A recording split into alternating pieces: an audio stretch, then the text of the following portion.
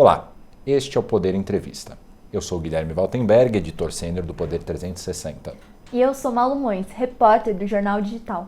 E vamos entrevistar por videoconferência o governador do Rio Grande do Sul e candidato nas prévias do PSDB, Eduardo Leite. Eduardo Leite tem 36 anos, foi eleito prefeito de Pelotas em 2012 e governador gaúcho em 2018. Agora disputa o pleito tucano que definirá o candidato do partido à presidência nas eleições de 2022. A votação será neste domingo, 21 de novembro. Essa entrevista está sendo gravada no estúdio do Poder 360 em Brasília, no dia 18 de novembro de 2021. E para ficar sempre bem informado, inscreva-se no canal do Poder 360 do YouTube e não perca nenhuma informação relevante. Em nome do Poder 360, eu agradeço a todos os web espectadores que assistem a este programa. E governador, muito obrigado por ter aceitado o convite para essa entrevista. Muito obrigado, é um prazer aqui, obrigado pelo convite. Estamos sempre a postos aqui para atendê-los. E eu queria começar com a primeira pergunta a respeito das prévias. Por que o senhor é candidato? Eu fui provocado por integrantes do meu partido, do PSDB, desde o final do ano passado, de que o PSDB deveria buscar uma alternativa, apresentar algo efetivamente diferente, novo nessas eleições. Eu até falei nos debates aí que encerraram o processo do enfrentamento aqui das eleições, que eu terei 37 anos de idade nas eleições do ano que vem, sou governador de um estado no extremo sul do Brasil e sou o primeiro governador a falar abertamente que é gay. Isso tudo é diferente do que se está acostumado a ver de personagens políticos. Tem alguns que acham que é diferença demais, que é muita coisa diferente, mas eu acho que nós não podemos ir para essas eleições buscando mais do mesmo, algo igual ao que sempre se viu. Eu entendo que a gente precisa, sim, falar das diferenças do povo brasileiro e as diferenças que nos fazem mais fortes, maiores, né? Quebrar preconceitos, paradigmas. Aceitei a provocação que me fizeram, porque apresento isso que me faz diferente, mas, ao mesmo tempo, o trabalho já feito como prefeito, como governador do meu estado, em situações muito difíceis, complexas, e sempre com capacidade de superação desses desafios, dessas dificuldades, tanto no estado quanto no município, sempre não apenas fazendo o que é certo, mas do jeito certo, que é com diálogo, com respeito, construindo pontes.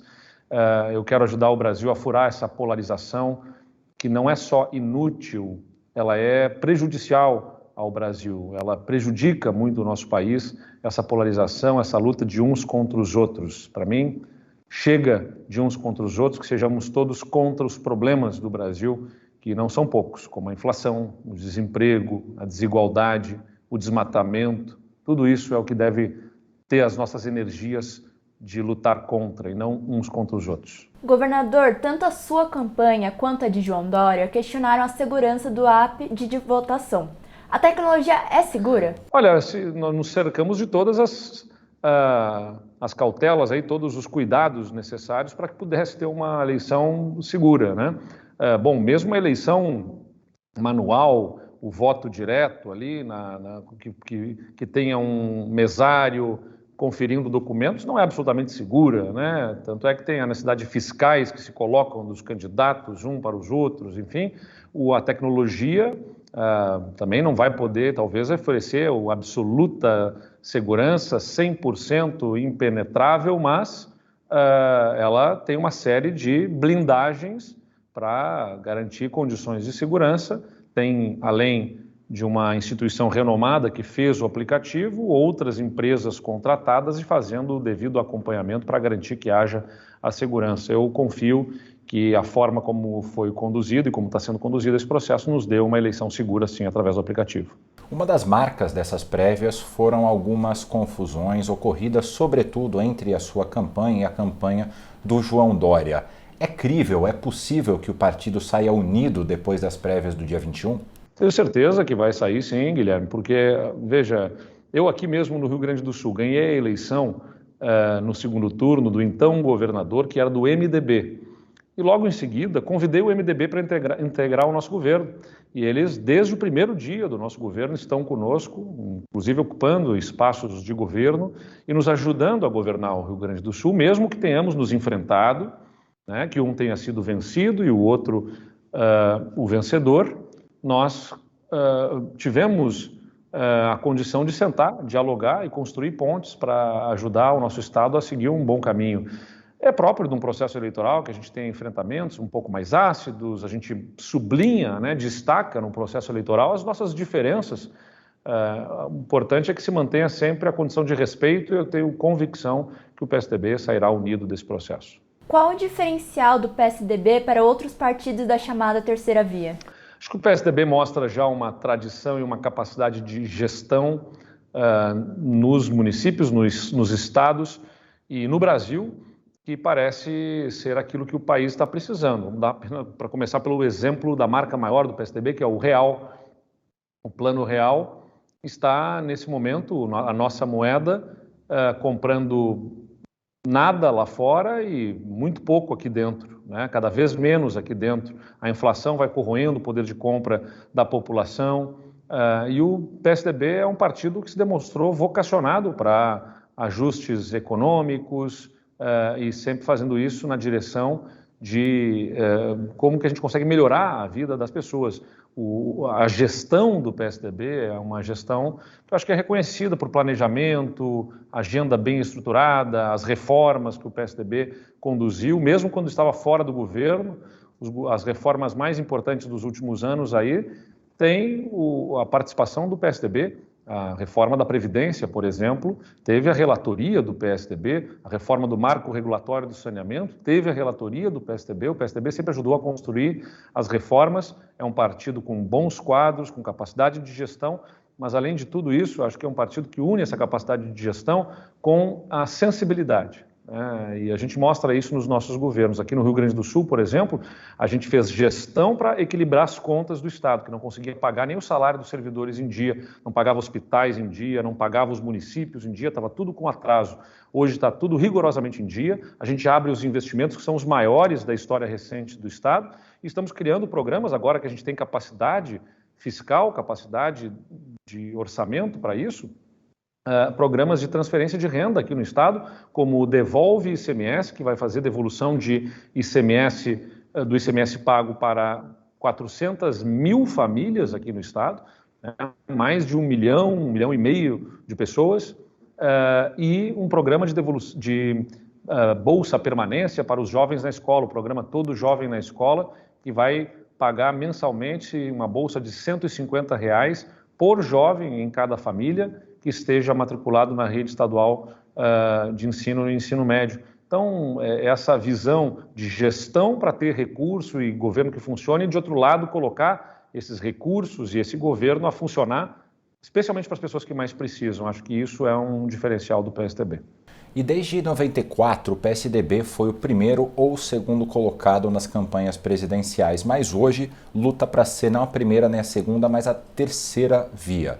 Onde é que o partido errou nesse meio tempo, governador? Acho que certamente o partido tem as suas falhas, ele é composto por pessoas, não somos infalíveis e o partido não será infalível também, mas ele tem mais acertos do que erros. O que nós vimos na eleição de 2018 foi uma eleição completamente diferente por conta dos escândalos que se observava em relação à Lava Jato e, ao mesmo tempo, uma recessão econômica que fez o país mergulhar numa onda de desemprego, de perda de renda do trabalhador, que gerou uma insatisfação e um humor do eleitor para ir contra tudo que se via de tradicional na política. E assim o PSDB ficou impossibilitado de conseguir se expressar com mais capacidade de amealhar votos ali naquela eleição de 2018. Mas eu acho que a gente viu o que esse sentimento de destruição, de ir contra, nos levou, né? Nos levou para um segundo turno muito ruim que a gente não pode repetir no ano que vem. E é nesse sentido que o PSDB tem uma especial responsabilidade para as eleições de 2022, a de se apresentar em condições de ser competitivo, né, para ser uma terceira via, não um terceiro polo de radicalização. Da minha parte, eu entendo que a gente não pode entrar nessa eleição para ser mais um pouco daquilo que a gente está vendo aí já, de um candidato contra o outro, um querendo falar mais alto que o outro, não pode ser um terceiro polo de radicalização, tem que ser efetivamente uma terceira via, e para isso tem que ser a voz da sensatez, do equilíbrio, para falar de futuro e não dessa briga do passado com o presente que está aí. É nesse sentido que eu acho que o PSDB deve se apresentar e ajudar o país a construir um caminho de sobriedade, sensatez e equilíbrio. Desde as primeiras conversas que eu tive com o senhor no longínquo 2017, o senhor já era bastante crítico ali ao sentimento antipolítica, todo aquele discurso de que tal pessoa não era político, que estava entrando na política por essa ou aquela razão. O senhor acha que foi esse sentimento antipolítica que coordenou, que levou as eleições de 2018 a terem como resultado a eleição de Jair Bolsonaro? Olha, eu entendo que o cidadão tenha tido esse sentimento de antipolítica, né? A política causou muitas frustrações, mas não é a política que, na verdade, que causou, né? Alguns políticos, a forma como a política foi conduzida, mas a política em si, ela é necessária, né? E nada mais é do que aquilo que a gente faz em casa. Um casal, eu sempre digo, faz um para o outro coisas que não gosta tanto, esperando que o outro também faça na sua direção coisas que não gosta tanto para poder conviver, né? Num ambiente de trabalho, num local entre os amigos, todo mundo tem que fazer. Se vai fazer todo mundo só aquilo que gosta e não fizer um pouquinho do que não gosta também em direção a outra pessoa, fica insuportável a convivência.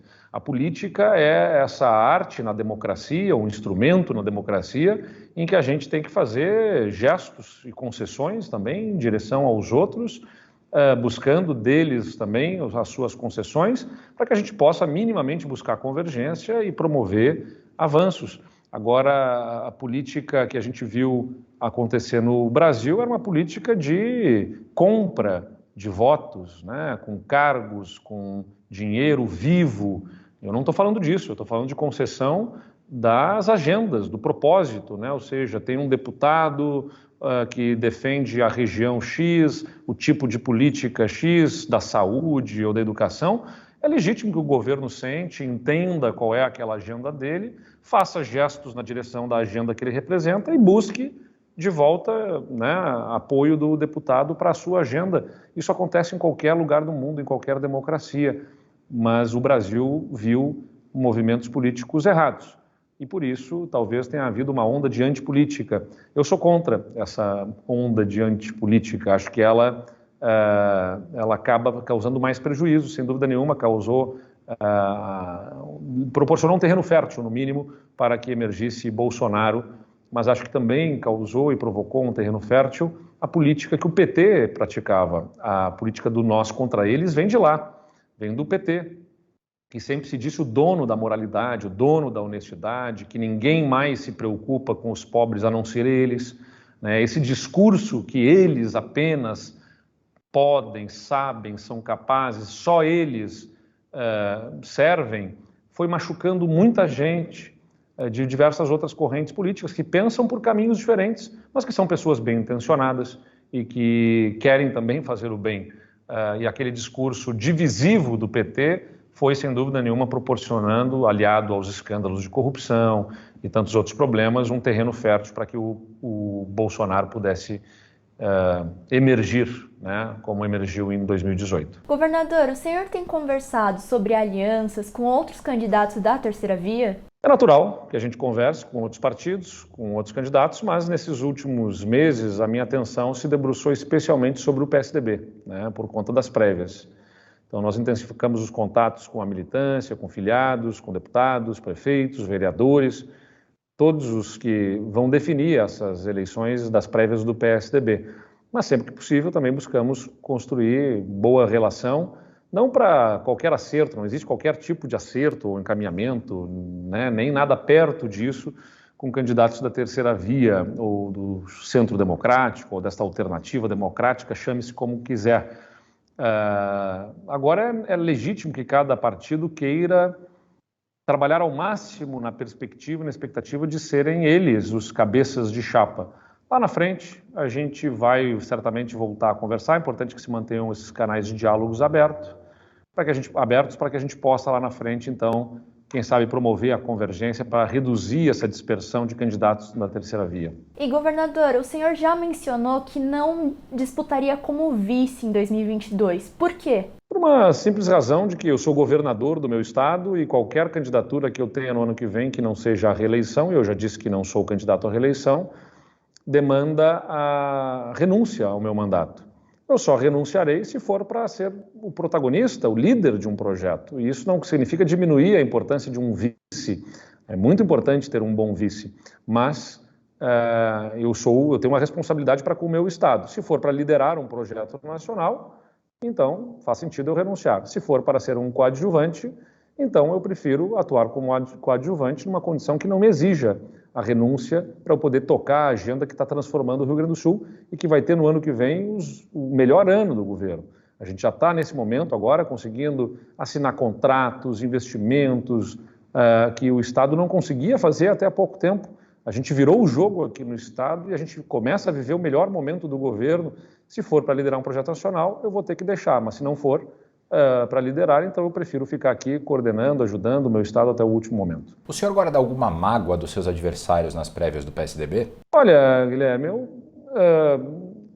vejo boatos sobre pressões de diversas ordens, né, sobre prefeitos, vereadores, e às vezes que o governador de São Paulo foi questionado sobre essas pressões, ele não negou, né, nos últimos debates ali, quando esse assunto apareceu, ele não negou que haja esse tipo de pressão. Isso me deixa um pouco incomodado, né, no mínimo, para dizer. Não sei se dá para dizer que é uma mágoa, mas é algo que me incomoda porque não é o PSDB no qual eu cresci. É um partido que deve respeitar a democracia. As prévias, elas devem ser um momento de apresentação dos candidatos e de sensibilização. A gente tem que buscar cativar as pessoas. Porque no ano que vem, quando a gente quiser ganhar a eleição para presidente, não existe instrumento de pressão que faça o eleitor votar, a não ser buscarmos cativar, conquistar, inspirar as pessoas, motivá-las numa direção. Então, qualquer tipo de pressão indevida nesse momento é errada do ponto de vista ético e equivocada do ponto de vista de estratégia eleitoral. Mas eu prefiro focar ainda assim no que nos permite a convergência do que a divergência. Mas quais que seriam essas pressões? O senhor tem algum exemplo para relatar sobre Um dos isso? exemplos foi o secretário de habitação do município de São Paulo, que foi exonerado. Um outro exemplo é um vereador na cidade de São José do Rio Preto que teve a suspensão da sua filiação por conta de declarar apoio a mim, né? Existem outros casos de vereadores em Guarulhos, em outros municípios do estado de São Paulo, que sofreram pressões de diversas ordens, né? Então, tem alguns que tem muita coisa de boato de gente que prefere não aparecer, não falar, mas tem estes que aparecem, né? E que nos deixam preocupados em relação às práticas que são adotadas. Mas prefiro acreditar que sejam casos isolados, que não sejam sequer do conhecimento do governador. Eu sei que às vezes a militância se passa, faz coisas que não são nem de conhecimento do candidato, na disputa que fica mais tensa, mas eu espero que fique isso esclarecido assim que possível. Como está a sua relação com o ex-governador Geraldo Alckmin? Uma boa relação, tive diversos contatos com ele ao longo da minha vida política, antes de ser governador, sendo governador e nos últimos tempos também. Tenho uma admiração por ele, uma figura política de grande simplicidade e, ao mesmo tempo, de um senso de missão na vida pública que é totalmente em sintonia com o meu sentimento também em relação à política. Tenho uma ótima relação e, bom, eu não posso falar por ele, mas eu tenho sim a expectativa de poder contar com o voto dele no próximo domingo. E com relação ao deputado Aécio Neves, durante as prévias, sobretudo o governador João Dória disse que ele seria um dos seus principais cabos eleitorais. O senhor mantém uma relação constante com o deputado Aécio Neves? O deputado Aécio Neves é um parlamentar no exercício do seu mandato, com toda a legitimidade, reconduzido ao Congresso Nacional pelo povo de Minas Gerais. Exerce o mandato com a legitimidade de qualquer outro parlamentar e, como qualquer cidadão que responde na justiça por acusações que são feitas, tem o direito de se defender, se explicar e, se for condenado, sofrer as consequências. E também, se for inocentado, né, celebrar e exigir aí reparações em relação aos ataques que sofreu. Então, como qualquer cidadão responde aos seus processos, é um dos apoios que nós temos, entre aqueles que nós temos de Minas Gerais.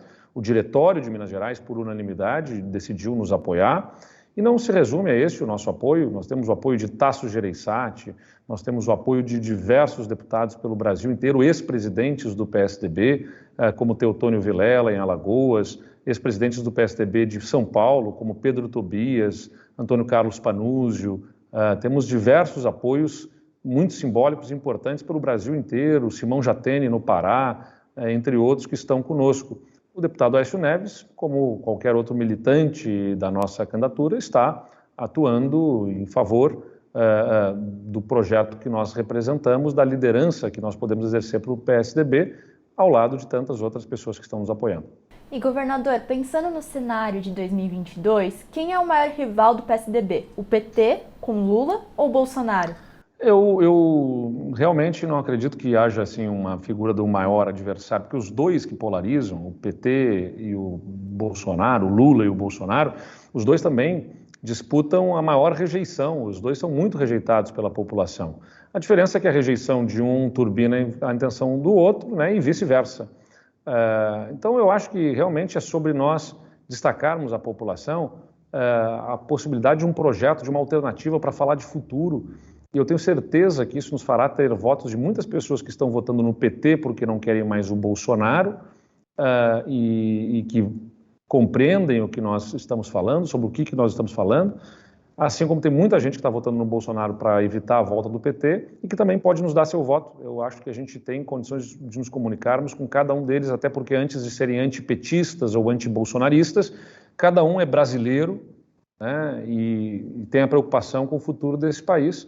Eu acho que a gente tem toda a condição de mostrar para eles que nós oferecemos um futuro com mais sobriedade, sensatez, equilíbrio, né, e com capacidade de gestão para entregar resultados, uma economia que funcione, em que a gestão para dentro da máquina pública reduza os custos da máquina pública a partir de reformas estruturantes, como a reforma administrativa e um amplo programa de privatizações, que nós tenhamos, com a redução do custo da máquina pública, capacidade de financiar as políticas públicas sem precisar fazer pedalada ou calote em pagamentos, e com isso ajudando a melhorar o risco do país, diminuindo os juros e assim animando a nossa economia e tendo mais recursos para manter as políticas sociais mais relevantes, que, na minha visão, devem se dirigir especialmente para combater a pobreza infantil, né? Eu acho que política pública precisa ter foco.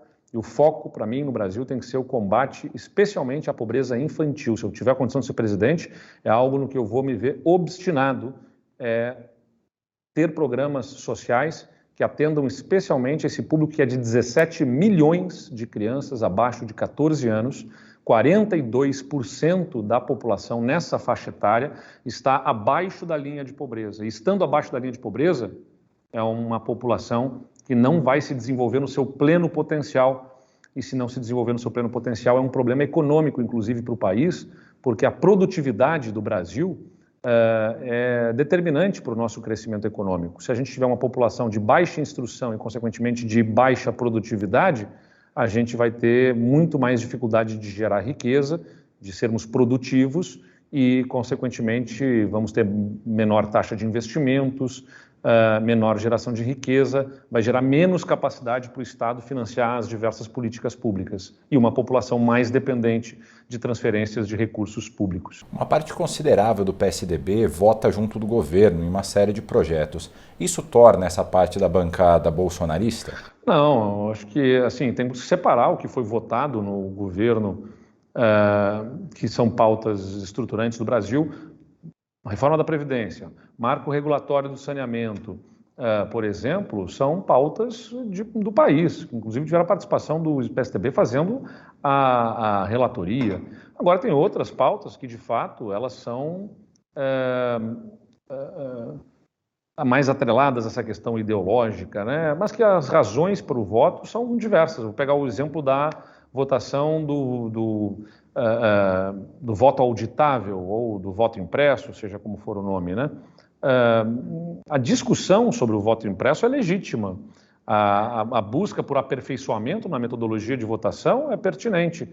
A questão é que, sob o Bolsonaro, tudo vira um risco do ponto de vista institucional, com as intenções que ele tem de tumultuar os processos eleitorais, para simplesmente contestar, né, o resultado que seja adverso para eles. A gente sabe que o Bolsonaro queria ali não era o voto auditável, ele queria ter a oportunidade de aumentar a contestação do resultado das eleições.